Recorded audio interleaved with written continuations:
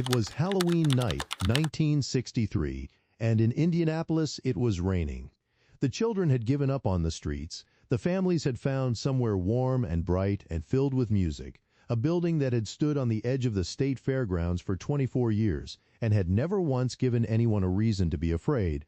And by 11 o'clock that night, 74 of the people inside it would be dead, in ways nobody would fully be held responsible for, because of something nobody in the building knew was happening beneath their feet. The Indiana State Fairgrounds Coliseum was, by any measure that mattered to the people of Indianapolis in 1963, a source of civic pride. It had been built in 1939 with federal money from Roosevelt's Public Works Administration, designed by a local architect named Merritt Harrison, who described it as the finest work of his career. The exterior was tan brick and Indiana limestone, clean and Art Deco in its proportions, and it sat at 1202 East 38th Street like something the city had decided to take seriously. Its capacity for most events ran to over 8,000 people. It was the largest indoor performance space in Indiana, and before the night that would define it forever, its history was one of cheerful, unremarkable use. Hockey teams, livestock competitions, concerts, community gatherings of every kind. What the building contained on the evening of October 31 was a community crowd, the particular kind that assembles when an event is framed as a family occasion rather than a spectacle. The night was called Shriners' Night. The ancient Arabic order of the Nobles of the Mystic Shrine was a fraternal organization woven deeply into Indianapolis civic life, and this was their annual gathering, an occasion that drew members with their wives and grandchildren, with neighbors invited along, with children who had perhaps been promised the show as a reward for something, or simply because the rain had ruined other plans. Jeff Rogers, who was 12 years old that night, sat in the south mezzanine section with his grandparents, his sister Paula and his brother J.D. Stell. His grandfather kept telling him to sit still. Those were the last words Jeff would ever hear him say. The show they had all come to see was Holiday on Ice, and in 1963 that name carried real glamour. The production had been founded in Toledo, Ohio on Christmas Day 1943 and had spent 2 decades expanding into one of the most widely attended touring entertainments in the world. By the early 1960s, Holiday on Ice had performed in front of tens of millions of people across multiple continents, had sent companies behind the Iron Curtain under Cold War cultural exchange agreements, and had hosted Olympic skating champions on its rosters. The version that arrived in Indianapolis that October was the Mardi Gras edition, and it was opening night, the first performance of a scheduled 11-day run. The program had 18 numbers. There were sequences drawn from classical ballet mythology, Egyptian-themed fantasy productions, Broadway-inspired showstoppers, the kind of variety that filled nearly 2 hours without a flat moment. But the finale was what the crowd had been building toward all evening. 36 skaters in sequined leotards and yellow-feathered headdresses took the ice simultaneously, sweeping in formation to the sound of an 18-piece Dixieland band playing at full volume from the bandstand above the rink. Fireworks crackled near the roof girders. The arena lights shifted. The crowd leaned forward in the way that crowds do when something is about to reach its peak. Families who had never been to this building before looked around at its vaulted ceiling and its packed mezzanines and felt, in the way you can feel in a room full of strangers who are all delighted at once, that this was exactly the right place to be on a rainy Halloween night. At that precise moment, in the last minutes of the Mardi Gras finale, something that had been quietly building for hours in a room 2 levels below them was approaching a point of no return. The concession operation inside the Coliseum that night used liquefied petroleum gas propane to power the warming equipment in its food stands. The immediate purpose was modest, keeping pre-popped popcorn at serving temperature. The tanks were supplied by a company called Discount Gas Corporation and had been delivered to a narrow concrete storage room carved into the structure directly beneath the building's most occupied seating section. On paper, this was a maintenance area. In practice, it was a sealed underground chamber with no meaningful ventilation, stocked with pressurized flammable gas.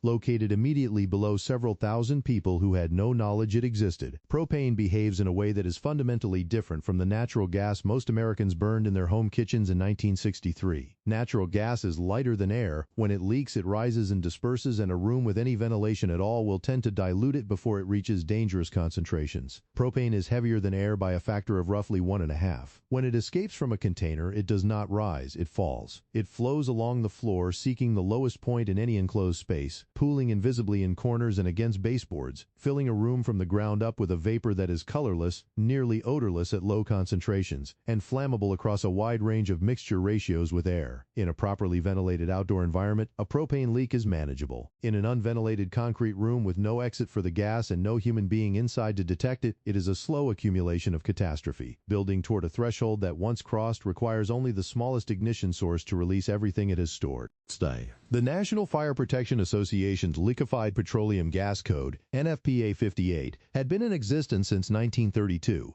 It specified, in terms that were not ambiguous, the conditions under which LP gas could and could not be stored and used indoors. Adequate ventilation was not optional. Safety caps on cylinders were not optional. The equipment delivered to the Coliseum storage room that night had none of these protections. The tanks were not equipped with safety caps. The valves were corroded, showing rust and signs of inadequate maintenance over time. Investigators examining the scene after the explosion found evidence of improper welding on the fittings and a system that relied on manual filling without gauges capable of detecting overfilling, meaning at least one of the 100-pound cylinders may have been under excessive internal pressure even before the evening began. Sometime during the hours the crowd was filling the building above, one of those compromised valves gave way.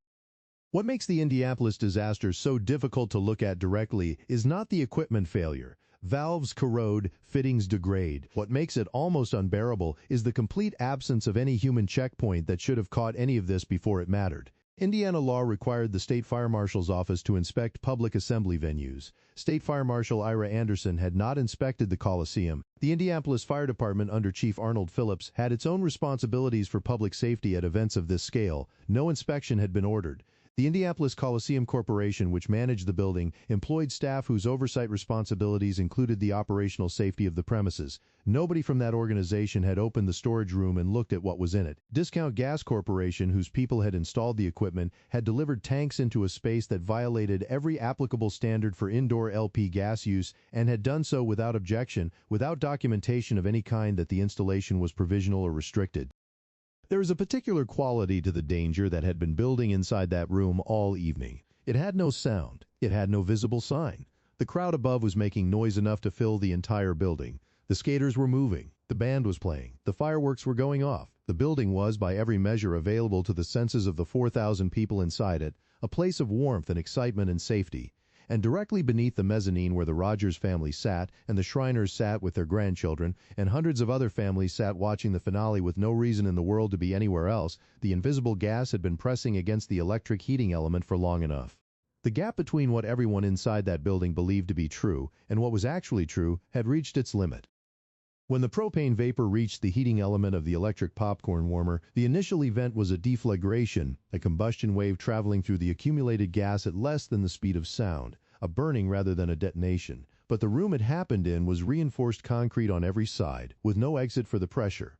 The expanding gases from the burning had nowhere to go. The pressure wave reflected off the walls and ceiling and folded back into the reaction, compressing it, elevating the temperature, driving the event past the threshold at which a deflagration transitions into something closer to a detonation. The equivalent of several pounds of high explosive detonated inside a concrete box directly beneath an occupied grandstand. 700 square feet of mezzanine floor were launched upward. The concrete slabs, the metal seating, the people in those seats, all of it went up together and then came apart. People were thrown 60 feet through the air. Some landed on the ice rink surface below. Some came down on top of other spectators who had been seated in sections untouched by the initial blast. A column of orange flame, estimated at 30 feet in height, erupted through the south seating section and lit the interior of the building in a color that several survivors would spend decades trying to describe. Chunks of the mezzanine floor, some of them the size of dining tables, rained down on the sections to either side of the blast zone, on the sections below, on the ice itself. Box seat spectators near aisle 13 who had not been blown upward fell directly into the crater left by the collapsed floor, and some were still alive down there, calling for help, when the first rescuers reached the building. For a moment after the first explosion, a journalist named Bill Roberts, who had come to the Coliseum that night with his wife and was seated in another section, reported that there was a pause, a second, perhaps two, in which the building seemed not to have registered what had happened to it. Then the screaming began, and it was not like ordinary crowd noise. It filled the entire structure at once. The audience came out of their seats in a single movement toward the exits. Those near the blast zone were climbing over debris and over one another. Those farther away were running without knowing yet what they were running from, following the crowd's momentum toward every door simultaneously, the way crowds move when something has gone wrong that the body understands before the mind does. Jeff Rogers, the 12-year-old who had been sitting with his grandparents in the south mezzanine, woke up on the ice. He did not know how he had gotten there. His grandparents were gone. They were not found in the rows of the living. Several minutes after the first explosion, while the first fire trucks were still making their way through the streets outside, the remaining pressurized cylinders in the storage room reached ignition temperature from the heat of the first blast. The second explosion drove a new pressure wave through a building already in the process of collapsing in places, bringing down an additional section of the damaged support structure and burying people who had, in the preceding minutes, been in the process of being pulled out. A television cameraman named Dick Baldwin arrived 9 minutes after the first blast and said the scene, lit by the Holiday on Ice production lighting still blazing above the rink, looked like a film set, by which he meant it looked staged, too extreme to be real, the kind of destruction that only exists in movies because nobody would believe it in a documentary. The coroner's office made a rapid practical decision. The Coliseum itself would serve as the morgue. Indianapolis had no facility, no vehicle capacity, no protocol sufficient for what the night had produced. Bodies were laid on sheets of plywood directly on the ice, organized by gender and approximate age so that the families arriving at the perimeter of the building could be brought through in some structured way to identify their own. The Holiday on Ice production lighting, still running, trained its beam on the rows from above. Richard Roberts of the Indianapolis Star, a journalist who had covered the Second World War, was among the first reporters allowed inside. He wrote the next morning that he had walked into a nightmare. He described a red satin skating slipper lying on the ice 3 feet from a pool of blood. He described a small stuffed toy dog sitting undamaged on the edge of a broken concrete slab, exactly as a child had left it. He said it was the worst thing he had witnessed since combat. Outside, the streets around the Coliseum were jammed with police cars and ambulances unable to move through the crowds of people who had received telephone calls and driven to the fairgrounds and were standing at the edges of the blocked roads, not knowing yet whether the person they had come for was among those being brought out on stretchers or among those already laid on the ice. 54 people were dead inside the building by the time the situation was stabilized. More would die in hospitals across Indianapolis over the days that followed. The last of them, a man who had survived the night and the week and 3 more months of injuries sustained in the blast, died on February 7, 1964. The final death toll was 74.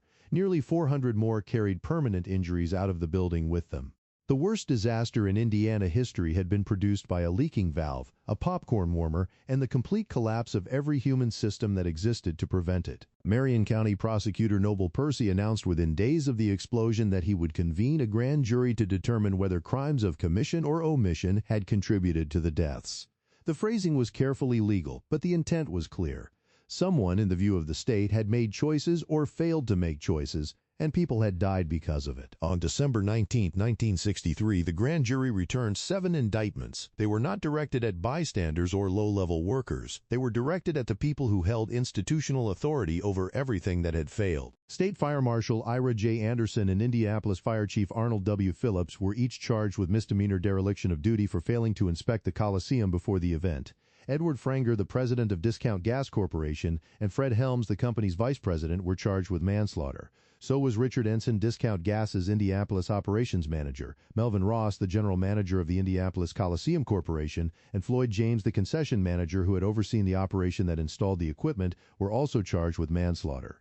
These 7 people represented the full institutional chain from gas supply to building management to public safety oversight. Together, their decisions and omissions had produced the conditions for the explosion. The grand jury's position was that this amounted to criminal culpability. What followed was one of the most instructive legal failures in the history of American disaster law. Manslaughter, in Indiana as in most states, required prosecutors to establish that a specific individual had, through a specific act or omission, caused death in a way that could be proven beyond a reasonable doubt. The explosion had been caused by a valve failure on equipment supplied by Discount Gas Corporation, but the valve had not failed in a single moment of negligence. It had deteriorated over time. The leak had accumulated gradually. The ignition had been a physical process, not a human decision. The absence of inspections was a collective institutional failure distributed across multiple agencies and organizations. No single person had pressed a button or turned a switch or made the decision that on its own caused the explosion. The dereliction charges against the fire marshal and the fire chief were quietly resolved and dropped. The manslaughter cases for the Coliseum Corporation managers collapsed under the weight of evidentiary requirements that the prosecution could not meet. The one conviction that emerged late in the proceedings came against Edward Franger. He was found guilty not of manslaughter but of the lesser charge of assault and battery for supplying defective equipment. It was a compromise verdict from a jury that understood something terrible had happened and wanted someone to be held accountable for it. Then the Indiana Supreme Court overturned it. The court found the evidence insufficient to sustain a finding of personal negligence directly attributable to Franger as an individual. His conviction was erased. Every other charge had already been dropped. By the time the legal machinery stopped moving, not one person had been convicted of anything that would hold. The civil cases told a different numerical story. More than 400 individual lawsuits were filed, seeking damages totaling $70 million. The LP gas firm's insurance settled with 379 victims and estates for a combined total of $1.1 million. Additional out-of-court resolutions brought total compensation to roughly $4.6 million. The Indianapolis Star organized a community relief fund that raised $78,000 in public donations. For 74 deaths and 400 injuries in a building maintained by the state of Indiana, the families were given money that averaged across the estate settlements to something that does not bear comparison to a human life. They did not receive acknowledgement of wrongdoing. They did not receive a conviction. They did not receive a moment in court in which someone in authority looked at the families across a room and said, "This was our fault." 6 weeks after the explosion, the Coliseum reopened. Less than a year later, in September 1964, the Beatles performed on that same stage, the only concert they ever played in Indiana. When Holiday on Ice returned to Indianapolis for its next scheduled run, just weeks after the disaster, 5,000 people came, more than had been in the building on the night it broke. Life moved forward in the particular way that it does after disasters when there is no conviction, no memorial, and no official reckoning, by going on as though the ground had not shifted, because the institutions whose job it would have been to mark the shift had decided, collectively, that it was preferable not to. In the year after the explosion, a researcher at Ohio State University named Thomas Drabeck arrived in Indianapolis with a commission from the United States Office of Civil Defense and a mandate that was unusual for its time. Study not just what had gone wrong physically, but how the organizations responsible for responding to the disaster had actually behaved. The resulting study, Disaster in Aisle 13, published in 1968, was among the first major works produced by the newly formed Disaster Research Center, an institution created to build a rigorous science of catastrophic events rather than simply recording them. What Drabeck found when he interviewed survivors, responders, officials, and hospital workers was something that would shape disaster research for the next half-century. The Indianapolis Coliseum had not failed because of one bad actor. It had failed because of a complete and simultaneous breakdown of 12 separate organizational systems, each of which should have served as a backstop for the others, none of which did. This finding gave a name to something researchers had suspected but never formally examined in the context of a single event, the phenomenon of what the sociologist Charles Perrow would later call a normal accident. Not an accident that is statistically common, but one that becomes in hindsight nearly inevitable once you understand the architecture of the system that produced it. Complex systems that couple multiple organizations, multiple responsibilities, and multiple points of potential failure do not tend to fail at one point while the rest holds. When the conditions are right, they fail everywhere at once, because the conditions that allowed one safeguard to erode tended to produce the same erosion in every adjacent safeguard. The gas valve failed because the maintenance culture at Discount Gas Corporation had allowed equipment to deteriorate. The inspection never happened because the state fire marshal's office had normalized the absence of inspections at this venue. The Coliseum management had never raised an objection to the storage arrangement because nobody had ever before been killed by it. Each failure was invisible until all of them converged. The sociologist Diane Vaughan gave the most precise name to the engine driving all of this when she published her landmark study of the Space Shuttle Challenger disaster in 1996. She called it the normalization of deviance. The concept describes a drift that occurs within any organization over time. A practice that begins as a clear deviation from proper procedure is performed once without catastrophic result, and that absence of catastrophe is quietly interpreted as evidence that the risk was acceptable. The practice is repeated. Again, nothing goes wrong. With each repetition, the deviation loses its status as a violation and acquires the status of a standard. Nobody inside the organization thinks of themselves as cutting corners. They think of themselves as doing what has always been done, in the way it has always been done, in the place it has always been done. The danger has not decreased, it has simply not yet been expressed. In Indianapolis, the normalization had almost certainly been running for years before October 31, 1963. The propane tanks had in all likelihood been stored under that section of the building for previous events. The concession operation had run without incident. The fire marshal's office had not inspected the venue on those previous occasions either, and nothing had happened, which made the absence of inspection feel like the normal state of affairs rather than a chronic violation of law. The valve on the cylinder that leaked had been deteriorating across multiple events, multiple deliveries, multiple repressurizations, with no catastrophic outcome each time confirming to everyone involved that the equipment was fine. The distance between the system's actual state and the state required for safety had grown with every passing event. Nobody inside the system had instruments sensitive enough to detect it. They were measuring safety by the only instrument available to them, the fact that nothing had gone wrong yet. What Vaughn's framework reveals, and what Indianapolis makes viscerally concrete, is that this form of failure has nothing to do with malice and very little to do with ignorance. It is structural. The people who skipped the inspection, stored the tanks improperly, and signed off on equipment that should have been condemned were not reckless or indifferent to human life. They were operating within a set of institutional norms that had quietly drifted away from safety over a long period without triggering any visible alarm. This is precisely why the criminal law failed, because the law is designed to prosecute decisions, not drift.